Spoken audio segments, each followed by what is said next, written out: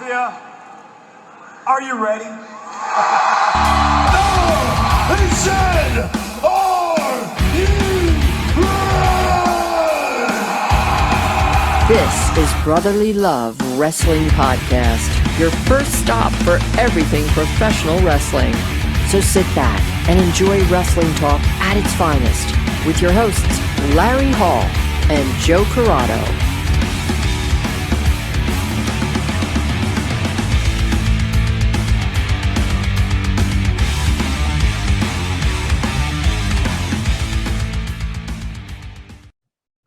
Hello, everybody, and welcome to Brotherly Love Wrestling. And on this episode, we have a returning guest, Mr. Anthony Kingdom James. Welcome back. Thanks for having me back.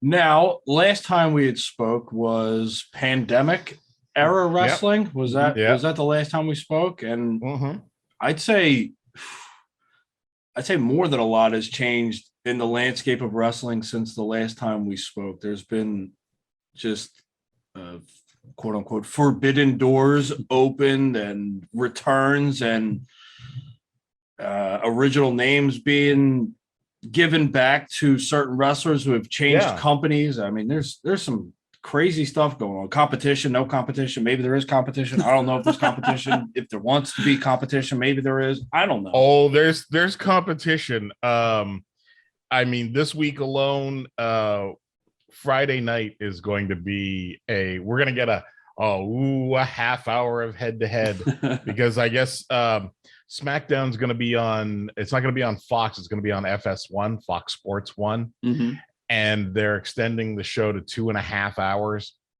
So the overflow half hour will be head to head with the first half hour of AEW Rampage.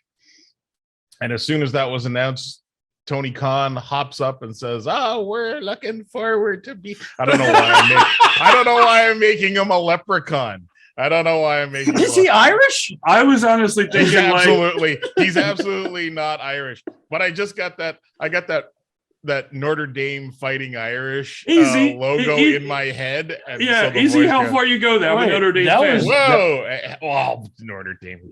Whoa. I got that on my leg. Notre Dame blue and gold. Are you the guy with the misspelled tattoo? No, I do not have a misspelled tattoo. Absolutely not. The Fighting Irish. God bless a viral internet photo. No, but Tony Khan jumped up and said, "Oh, we're looking forward to stomping your ass on Friday," or whatever the hell he said. So Tony Khan, who I think probably sleeps 20 minutes a night, he's more than happy to have actual real competition and see how it goes. He's very confident.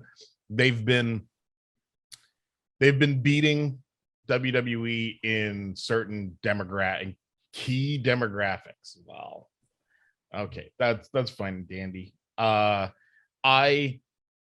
don't want to care about ratings.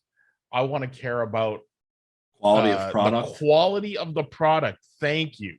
Yeah, I'm the same exact way. Absolutely. And I'll tell you, I have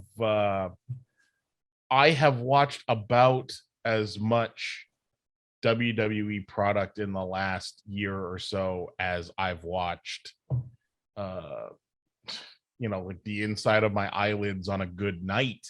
I can't imagine that I've watched more than 8 or 9 hours of WWE programming in the last year. Just because probably a couple pay-per-views. Like 1.5 pay-per-views, probably, maybe 2 total, and a little bit of TV.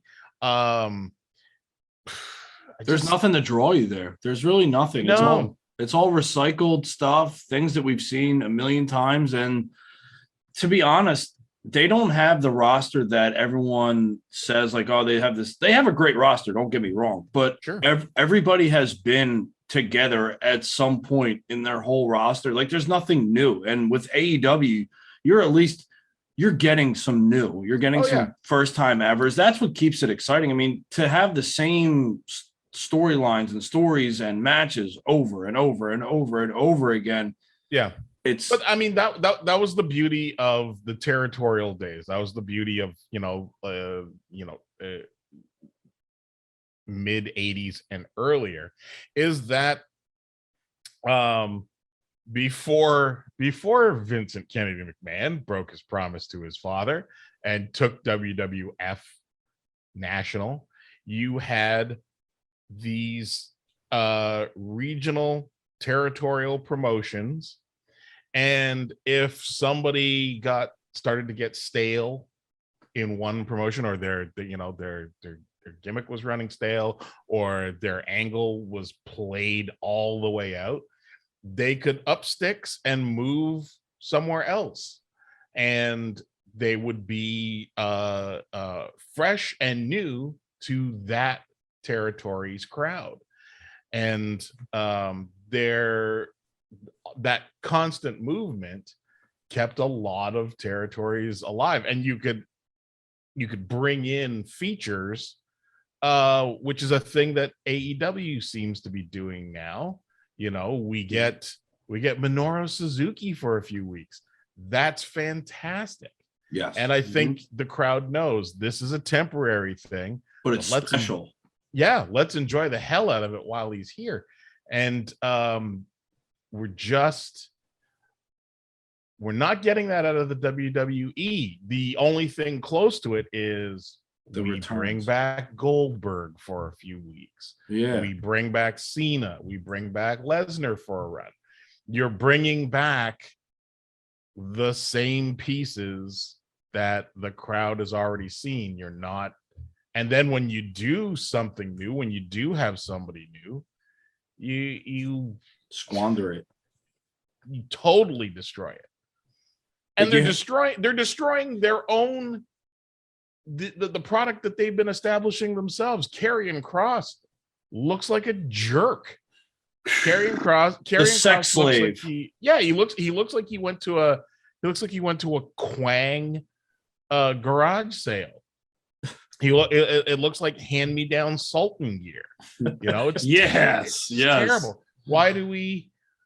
If there's a reason, if somebody can give me a solid reason why Scarlett is not with him, like apparently she's not cleared or something, right?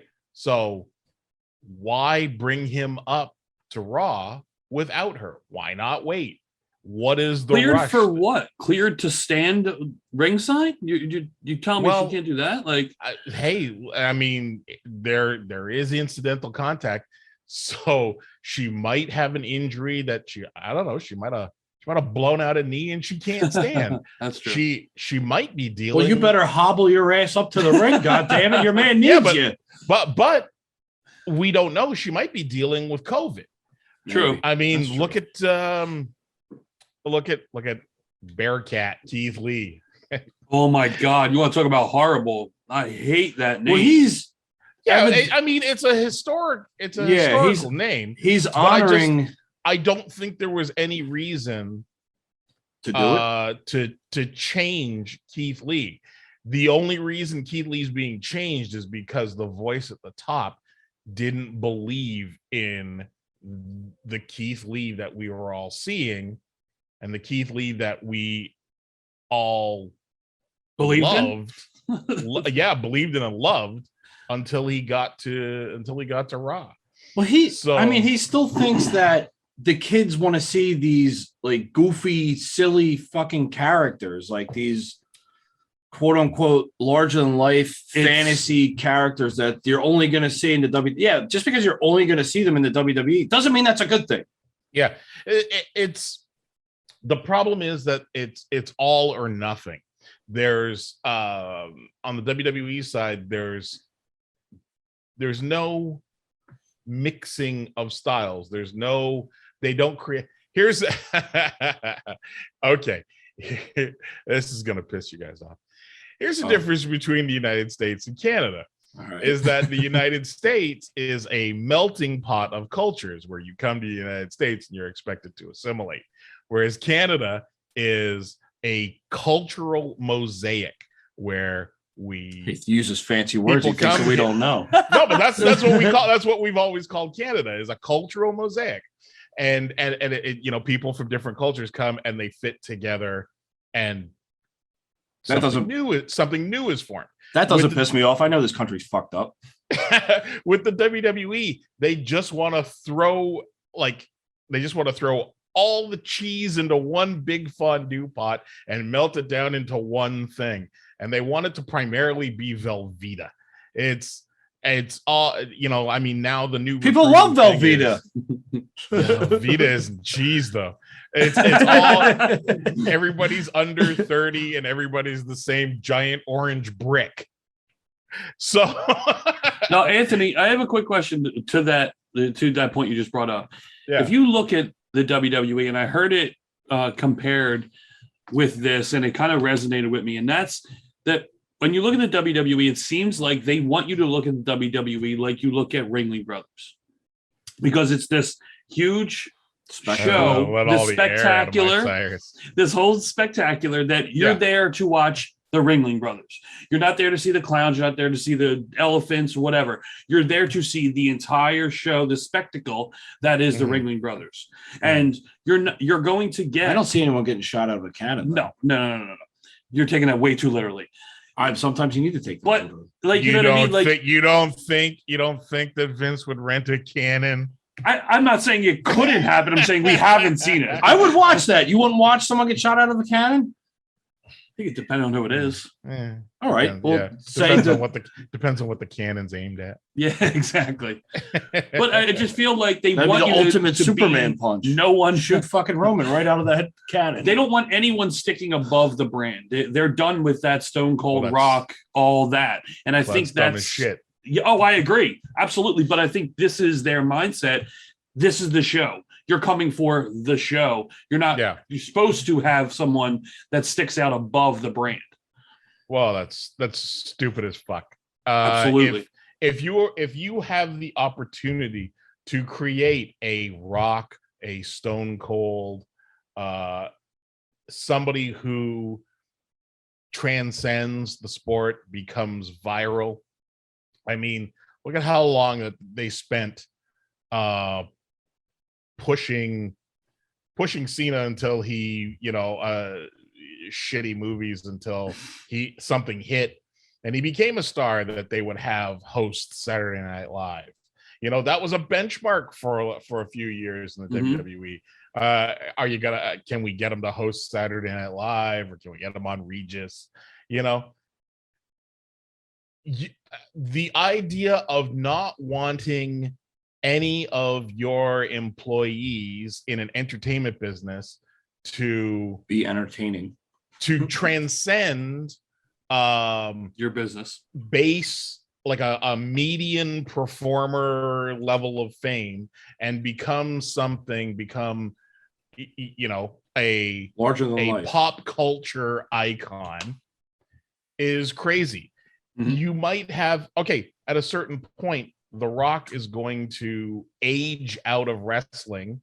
John Cena is going to age out of wrestling, whether or not they're doing movies or TV shows or any of that shit. So you have to be aware that you're constantly going to be cycling through talent. But to say, Zack Ryder's getting over on his own, let's punish him, is Isn't a that what perfect happened, example. though? That's what I'm saying. It's a perfect example of them cutting off their own nose to spite their face. They didn't create him, and he's getting over too big. How do you get over too fucking big? Because the bigger he gets over, the more tickets. Like the more tickets you're gonna sell. Yeah. So Cesaro. Here's the thing: they own that Damian character. Sandow, they own that character. They have the rights to that character. Why wouldn't you want that character to be huge? Because he's a better thinker than your fucking writers. Well, that's it, and a part of it is a large part of it is just ego. Ego, yeah, absolutely. We didn't make this. We didn't create this. So we're going to kill it. We don't feel like we're in control of it. We want you to do what we say. Well, that's stupid. Lightning strikes. Grab the lightning bolt and ride, man. Fucking make as much money with that guy as you can, as opposed to trying to make money against him.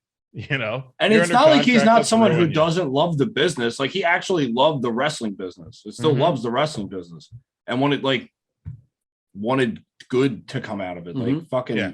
But that's the mentality. That's the mentality of a company and a corporate structure that is just out to monopolize a business. Whereas you have an AEW who, now I'm not saying they're pure of heart or that they're doing things, they're doing everything to spread the joy and help other companies, because I wonder, they've thrown open the forbidden door. It helps them, it helps other companies, right?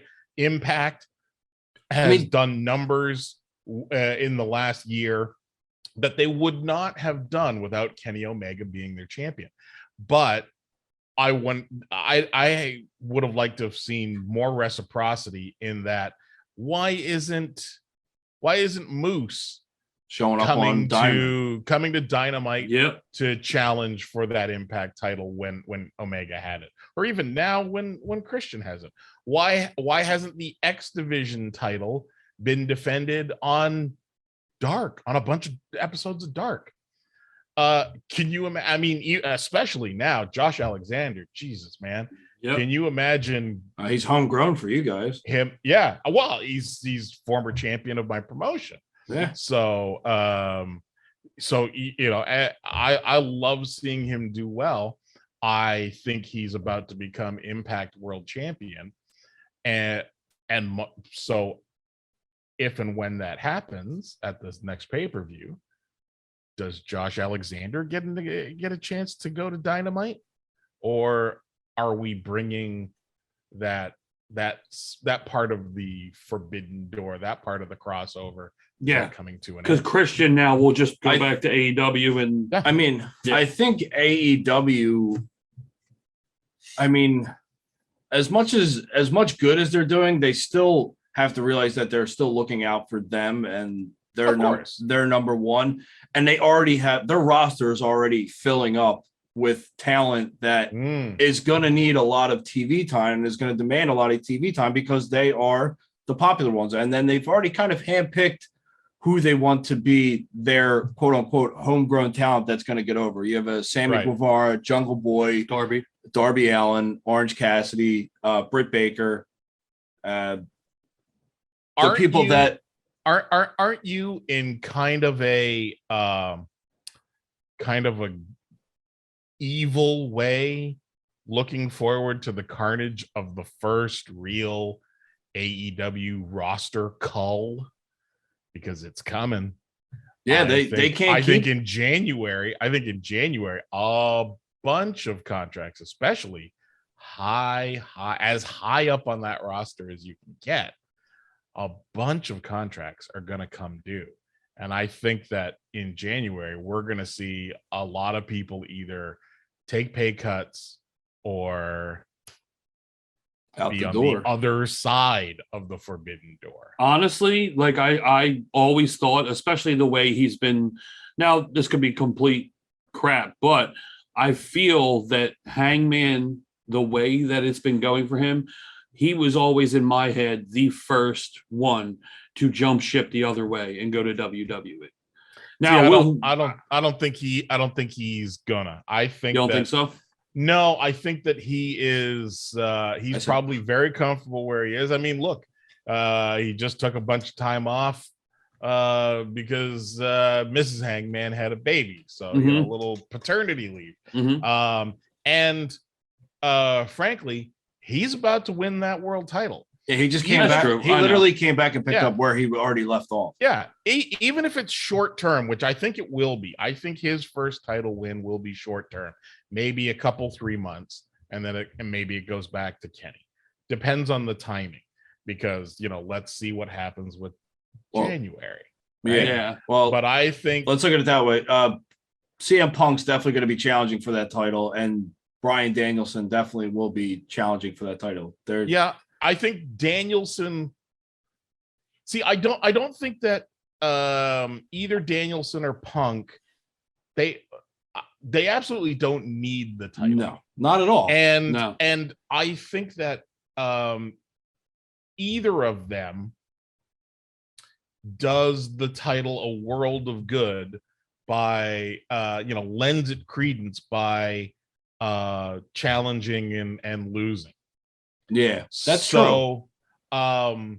I think what we get, if we got Danielson challenging for the title at the next pay-per-view and losing, whether it's probably something going heel on. bullshit or not, which would probably be the case.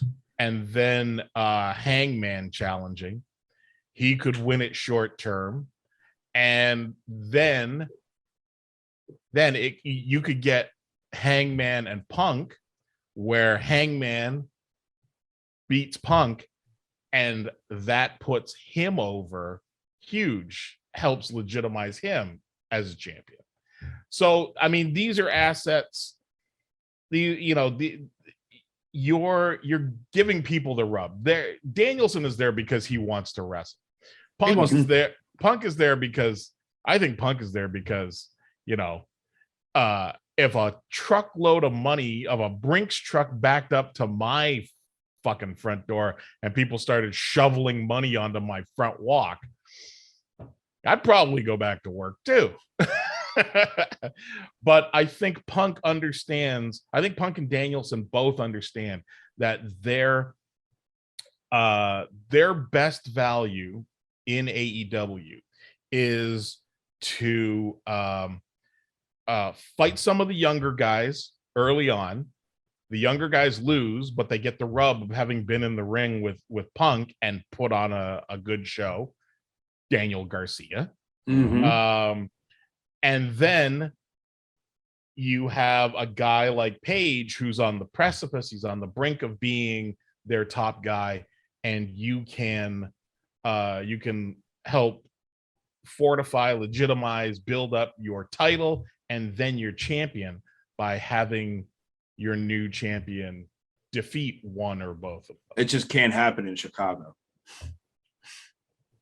Well, it's not the WWE, man. Nobody has to get jobbed out in their hometown or on their birthday.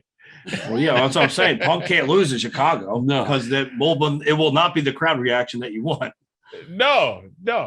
But you know what? Listen, I have quickly come to trust most of Tony Khan's booking. He's not perfect. Again, but he's definitely better than what the WWE's been putting out. Oh yeah, shit, by far. So I would trust Tony Khan to book a face versus face feud of Punk versus Hangman Page, where they can shake hands and hug and kind of like Ring of Honor style. Page can offer him a drink, and Punk can explain why that's not really a thing. And turn it into a thing where neither of them has to look like a jackass. Neither of them has to be the heel until you get into the match, and they're you have the classic face thing where you're just waiting for the first guy to get frustrated and throw the first punch, and that makes him the heel in the match. I think next year, early next year, we're gonna start seeing Page versus Punk. I think it's gonna be fantastic. I mean, Punk, if you watch Punk every time he comes out for the crowd, every time he goes back in, he always wants to go through the heel. Yes, he always teases that. He always he's like, oh no, I should go to this side. Oh, okay. So I mean, he's very good at subtly.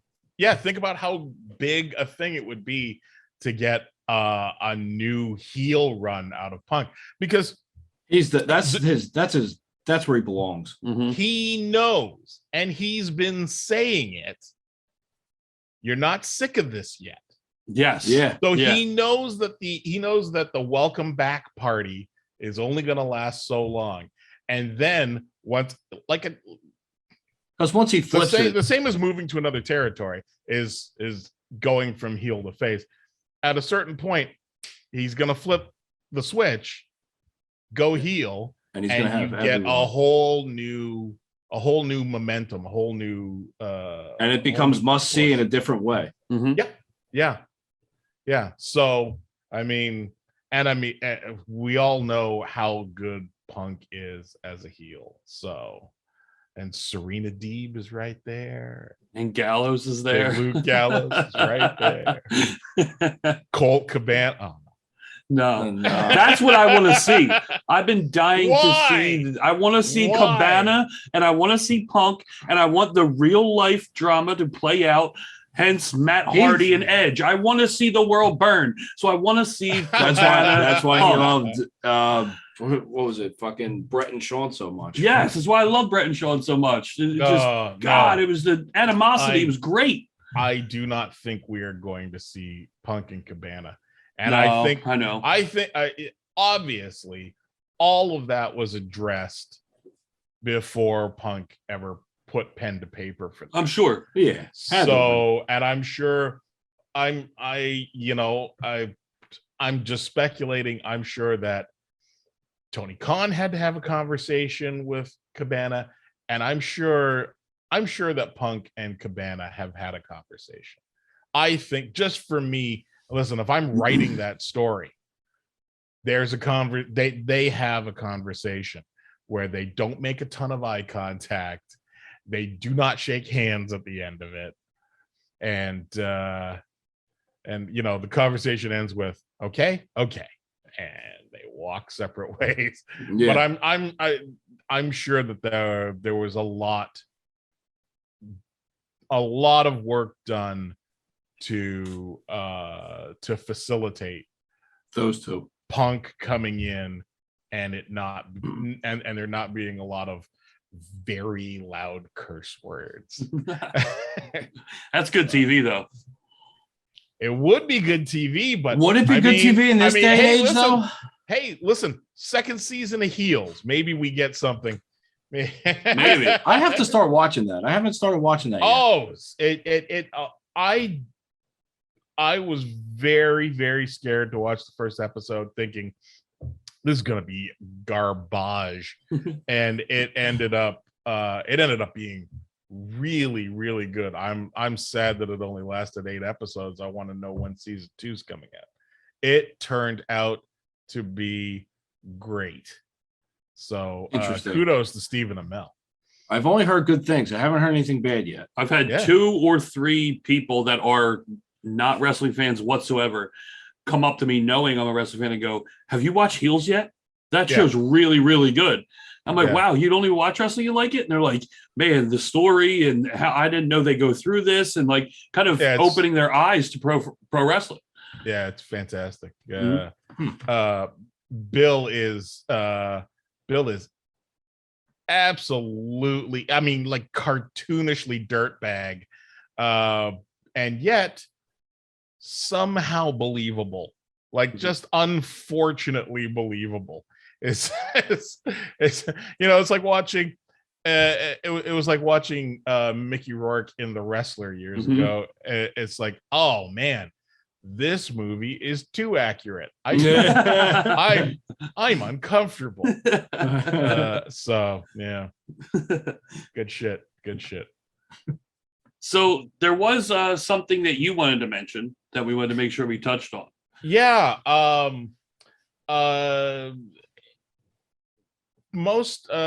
He hasn't done a lot of work in the States, so people from Philly may or may not know the name Hacker Scotty O'Shea. He did a show for House of Hardcore. So House of Hardcore, Tommy Dreamer followers may have heard the name from those results. But Hacker Scotty O'Shea, he now wrestles as Anti-Hero SOS, and he does a podcast called Wrestling with Myself, pun intended. And he comes on my podcast, the Handsome Genius Club, a lot. Absolutely amazing dude, fantastic guy.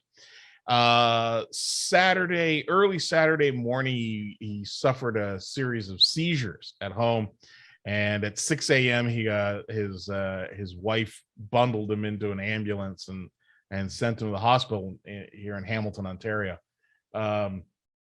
And they did a scan. It turned out he had a brain bleed, and they went in and by all accounts removed a tumor the size of a baseball or some such thing, but they removed a giant tumor from the left side of his brain, and he is currently in hospital in Hamilton, Ontario, and unconscious still. He's sedated because this was a big thing. And some of us have some of the locals have been putting together some fundraising efforts for Scotty, because he just got married end of last year. He and his wife have been together for years, but they finally got married. He was supposed to get married in Vegas a couple of, like, on my birthday a couple of years ago. Fucking rude. But the pandemic put the kibosh on that, and they ended up having a little ceremony in their own backyard. But they also have a newborn daughter. She was just born, I think, 2-3 months ago, and I think it was the beginning of July she was born. And so he is down and out. Mrs. Hacker is still on maternity leave. So there are going to be, even with universal health care in Canada, there are going to be expenses. And we've been trying to raise some money. I know as we're recording this, John Greed, another Ontario wrestler, John Greed has been hosting a Twitch stream. And before I dipped out to do this show with you guys, they had raised about $1,200 and some money. I'll drop some names. I've been accused of being a name dropper in the past, but I'm going to drop some names so that you guys understand how beloved this guy is. Maybe if I drop some names, you'll take it seriously. Evil Uno popped in to drop in some money. Referee Jake Clemens, Carter Mason is there, who you guys have probably seen around the Northeast. So Jody Threat is helping organize money. So he is, he wrestles a lot here in Ontario, especially for Alpha One, which was Ethan Page's promotion. He wrestled for me at the Wrestlers Union, Pro Wrestling Ontario, a bunch of different groups. C4. He's synonymous with the thriving Ontario indie scene, and he has touched a lot of lives. He would really appreciate me making a joke and a lot of children, but he's a terrible joker. Fucking terrible joker. That's the darkest of humor. Yeah. No, the darkest of humor was when I found out about it. My tweet, because I knew he'd appreciate it, was I just woke up to the news that Hacker had brain surgery. I guess that means they're finally installing one. This is the kind of humor you get out of this guy. So I know I'm not going to change things and get sad. I know his surgery was successful. I know it's going to be a long road to recovery, but I know he's going to be, I feel it in my heart that he's going to be good. And he's got a wife and a kid and a community, a wrestling community that loves him. So the ability to throw in a couple of bucks and help out. If you go to my Twitter, I'm gonna make sure that, which is My Name is Kingdom, I'm gonna make sure that there's a post there that you can, if you would like to donate, that you'll be able to pitch in. And I'll make sure, I'll see if I can make sure that a couple other people have been throwing up links. So okay. Yes, we'll make sure we attach it to look this for show. look on Yeah. on Twitter. Excuse me, on Twitter you can look for Antihero SOS, ANTIHEROSOS, and you'll be able to you should be able to, you're gonna see a bunch of people tweeting about him because the guy is just universally loved here in Canada. So Absolutely. We'll help do our part and Yeah, for sure. put it up as well. Yeah. thank you guys. So since, like we said, we haven't talked to you since mid-pandemic or whenever that was. But is it still mid-pandemic though? I mean, buddy. when we talked We're to him, still in the pandemic. Yeah. We're still in mid, so This is fourth wave, baby. so it was like first mid, yeah, low something like mid, that. low mids. We're in high Low mids. mids. We're- Were we second? I think we second wave. I think we were second. I think wave. something Yeah. around there. Yeah. Yeah. It might have been. So, but since then, like, what have you yourself been up to? And I mean, I assume more with the podcast and anything else. Yeah, I've been doing the podcast. I kind of slowed down over the summer just because, I mean, last year I was doing it 5 days a week. This year I cut back to 2, and during the summer I took some weeks off. Still every Friday for my Patreon people, but the Monday and Thursday shows I was kind of not Fuck it. today. Yeah. Fuck it. I'm going to bed. But I've been Sometimes you working need that on- mentality. Yeah. Oh shit, yeah. Yeah. 264 of them last year. I think A lot. Shit, man. It's a yeah, lot. I In a think- year? I think that's what we did in 3. Yeah. Last year 264. This year the next one I record will be 100 for the year. Okay. For this That's year. reasonable. Yeah. Yeah, that's a slightly more reasonable. So I've been working on comic book stuff. I have next week. I'm not sure when you're airing this. So. Yeah, it'll be next week. Oh, okay. We'll air it this week, so this will still be relevant when they listen to it for next week. Excellent. So next week I'm launching a Kickstarter for a new comic book called Chance for Survival, which is about a sheriff protecting her townspeople after a monster apocalypse. Monster apocalypse, not a zombie Yes. apocalypse. A monster. Not a zombie apocalypse. Fucking zombies. Yeah, they're so 2019. Oh my god, they're so 2012. I was going to say, I think it's a little yeah. further back than that.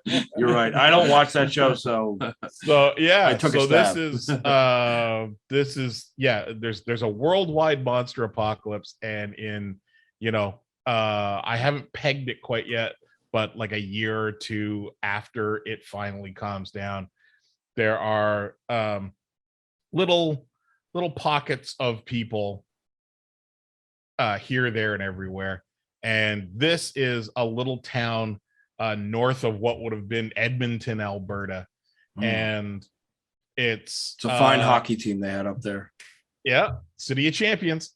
So it's just it's the story of the sheriff, Chance Beckett, and female sheriff helping keep order in the town, helping protect people from the few roaming monsters that still exist.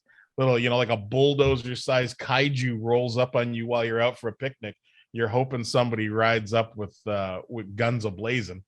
And occasionally having to protect the townspeople from each other.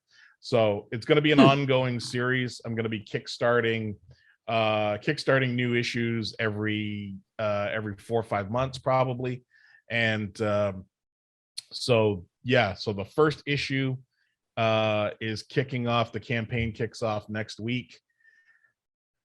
And god damn, it's there are few things in my life that have been as harrowing, as fucking nerve-wracking as those few days before a Kickstarter campaign starts. Because it's, for those who don't know, Kickstarter is a crowdfunding website. People have creative projects that they're doing, comics, sometimes theater, sometimes games, clothing or even technology inventions. Like there've been video games there. Yeah, like there's been it's like Shark household Tank products. internet. Yeah, and you set a funding goal, and people can pledge, and there are different pledge levels, and each of those levels comes with rewards. For comic books, it's pretty simple. You make a pledge, you get the comic book. And sometimes there are add-ons. Like my campaign will have add-ons. There's 3 different t-shirts. Yeah, there you go. Now you're speaking my language. Now you got into his wheelhouse. I was wondering if it was gonna be. I was gonna say there's gotta be merch in there. Oh, it's gonna be merch. I like hats too. Fucking 30 years in professional wrestling. You think I'm not gonna have merch? I expected it. I didn't want to say it. I let you do it. There's gonna be shirts. There's gonna be lapel pins of a sheriff's badge, copies of my last graphic novel, Heroes of Homeroom C. We're gonna have different variant covers by a bunch of different artists, and one that I'm getting together that's gonna be a photo variant, because I've got a hot chick to cosplay the main character, which is always good. And a chance to appear in the comic in a cameo, all kinds of stuff. Oh yeah, there you go. So you'll be able to. Yeah. Can I be a monster? You'll be able to make pledges from like it's now remember, it's in Canadian. All right, I'm in Toronto. I don't know how to do the freaking conversion. No, Kickstarter does all that for you. That's one of the cool things about Kickstarter is wherever you are, you can set your currency on the website and it'll remember it, right? So when I look at American Kickstarters, it tells me in Canadian what all the prices are. It's probably a couple extra A's in there, right? Boo. Dad joke. Dad joke. I'm a father. I'm allowed to make those jokes. Boo to you, sir. Yes. So the goal for this campaign is $10,000 Canadian, which I think is like it's about $7,500, $7,600 American. All I keep thinking about is dodgeball now. Vipers. So yeah, if you go to, I bought a URL for this. If you go to kickstartthiscomic.com, Okay. All one word, kickstartthiscomic.com. Right now you'll see the pre-launch page for the campaign. You can click notify me, and Kickstarter will send you an alert when the campaign launches. And I'm hoping to have a really big first day. With any Kickstarter campaign, you're going to get the most action in the first couple of days and the last few days. And so what I'm doing is for the first 2 days, there is a comic creator by the name of Andy Belanger, who is out of Montreal, and wrestling fans will know Andy Belanger as Bob the Animal Anger. He a couple of years ago, Andy picked up and said, you know what, I want to try wrestling, and started training. And for the last year or so, like he took the pandemic and said, I want to train more, and has been training under Speedball Mike Bailey.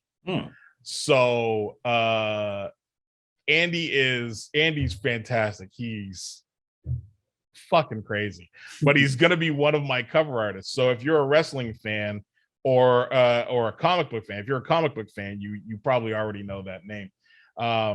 He's doing one of my variant covers, and for the first 48 hours of the campaign, there's going to be an early bird special where you'll be able to get Andy's cover of the comic at $5 off from the price it'll be for the rest of the campaign. So check out the pre-launch page, and then when we launch next week, come check out the campaign, put down some money, and help make some really good comic books. Now, the pre-launch page, does the pre-launch show you all the prices and everything? No, right now the pre-launch page is actually a new thing for Kickstarter. So right now, all it shows is a promo image from the comic book.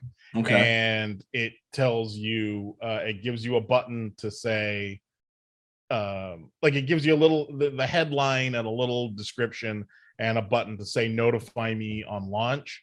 And then so next week, I think it's probably going to be Tuesday, next week you'll be able to come back to that page and you'll be able to see the whole campaign, find the reward tier that works best for you, and throw a few bucks on the pile.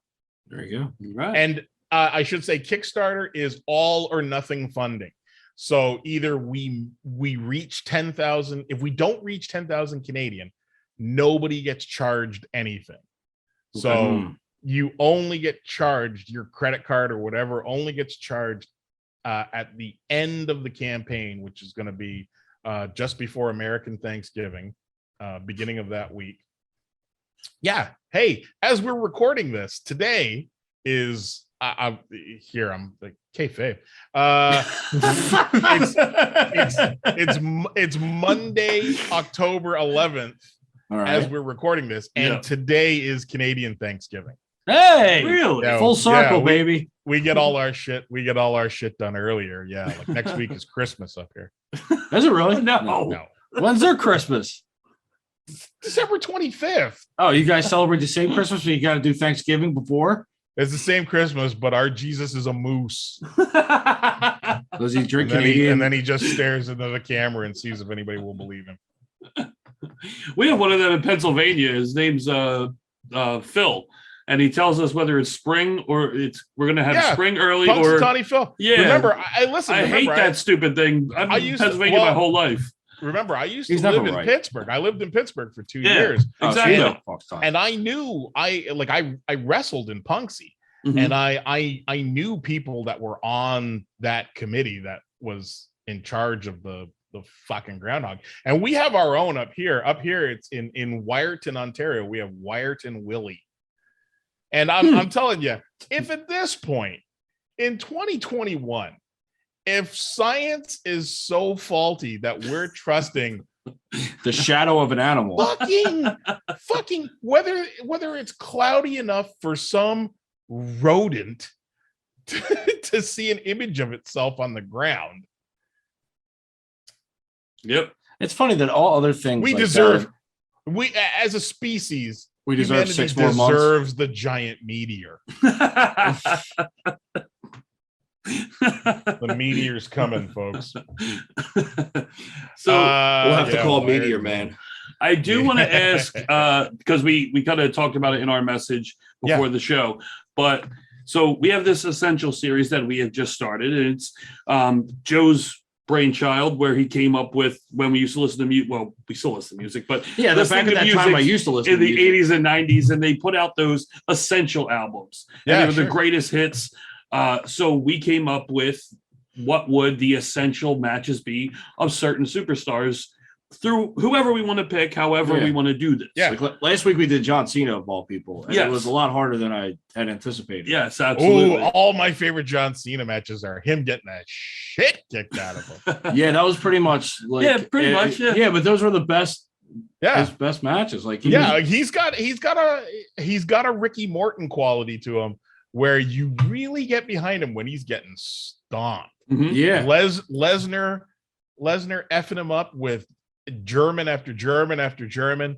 Punk beating him for the title in Chicago and just walking away. It out of there. Yeah. This is in my fridge. This is I've come to appreciate Cena much more over the years. Agreed. But really, my favorite Cena matches are him getting that shit kicked out of him. He was so good at that. I did want to ask you if there was one wrestler, whatever time frame you want, that you could sit and watch, and you want to watch a greatest hits, that you could just watch 5-6 matches of said wrestler. Who would that one wrestler be? I just want to say somebody obscure just to fuck with you guys, like Wildcat Wendell Cooley. He would be fucking with us because I have no idea who the fuck that is. Yeah, that is before your time, my friend. That's the kind of it's like a deep cut. It's the kind Continental Wrestling Association. It's the kind of name that, like, back before the internet, you only knew from like Apter magazines, right? So you'd be watching his matches on like a laser disc and not like. I mean, no, there's. I don't know if I ever got to see a Wildcat Cooley match before the internet. No, if there was somebody that I could watch back to back to back to back, there's a few people. Minoru Suzuki comes to mind. We mentioned Toru Yano.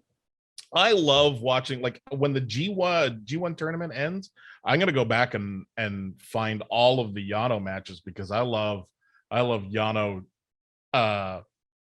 screwing with people to steal wins, luring somebody out of the ring, tripping them and duct taping their feet together, running back in and winning by it's one of those things that you would think would run its course, but doesn't. Yeah. It's one of those things that it's somehow still comical. He's just so smart. He's so smart. He's coming up with new stuff. Who closer to home? Bryan Danielson. I'm very pleased watching Bryan Danielson matches right now.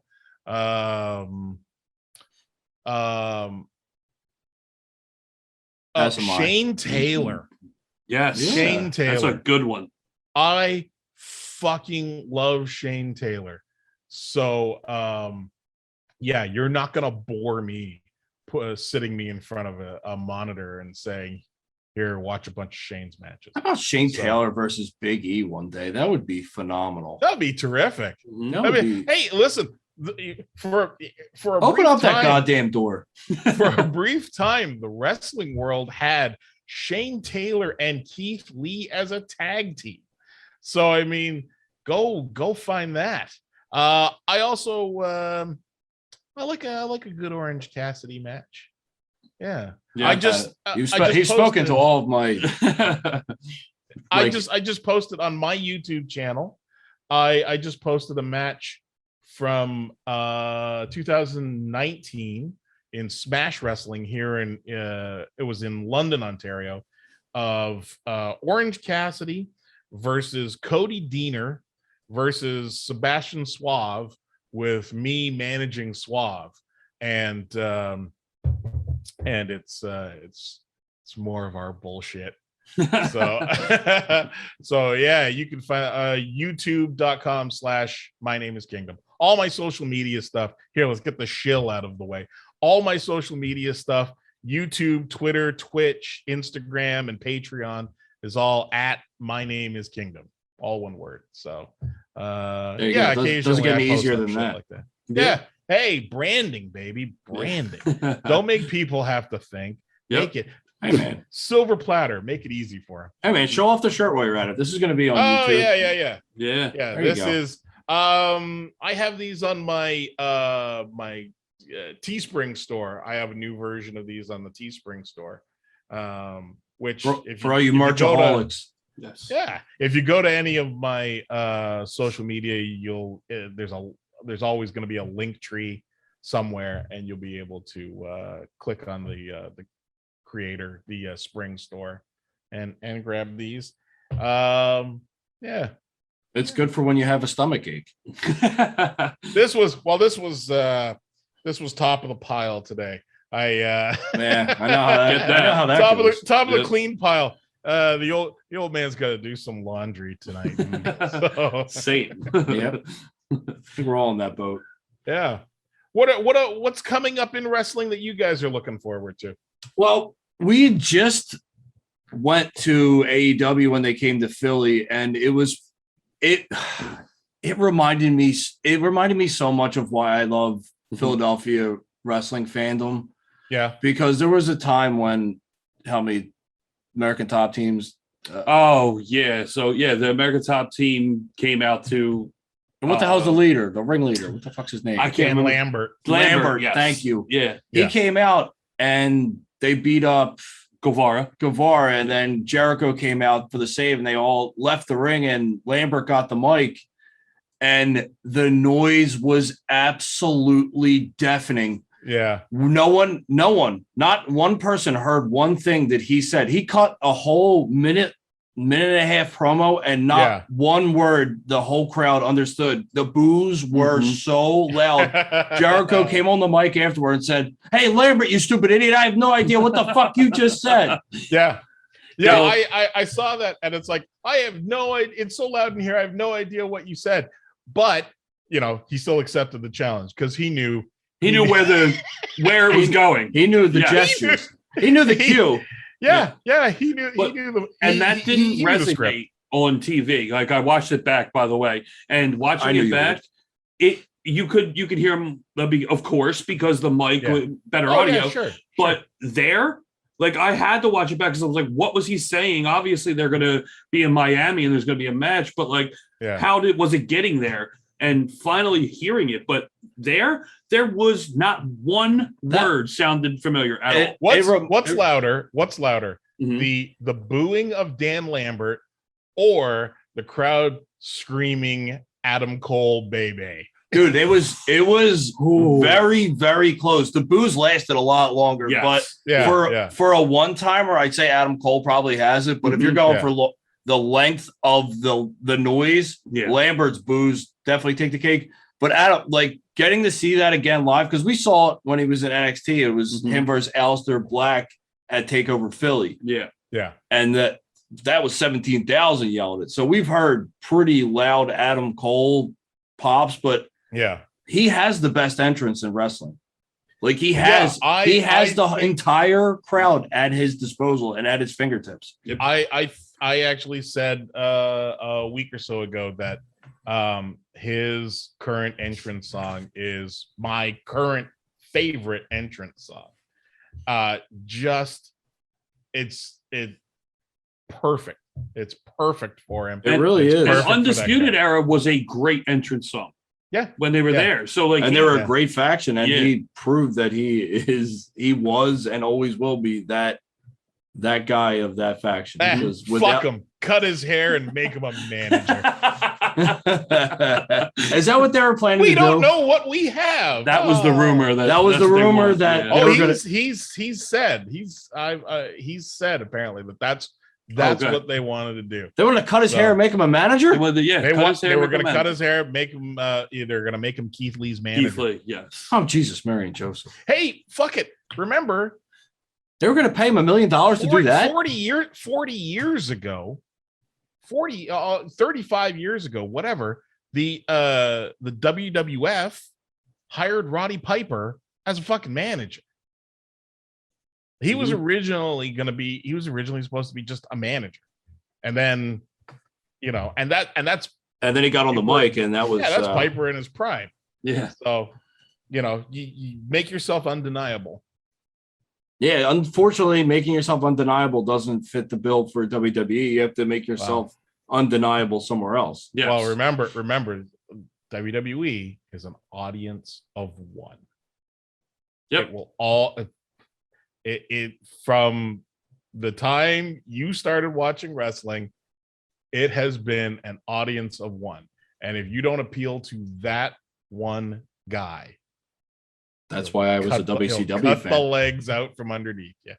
That's why you still had to eventually come to that side anyway. Well, yeah, he forced me to, but exactly. That's why I was a WCW guy. Yeah.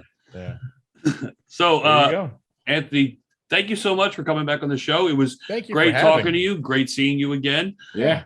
And hopefully sometime soon we'll have you back on again. We'll have to have you on after the Kickstarter, after us here in America celebrate the Festival of Eating. Yeah, for the love of God. I mean, have your turkey, take a nap. We'll talk some wrestling. There you go. Sounds good. All right, let the tryptophan run through my blood. Have a good night. You too. Thank you, guys. Take care.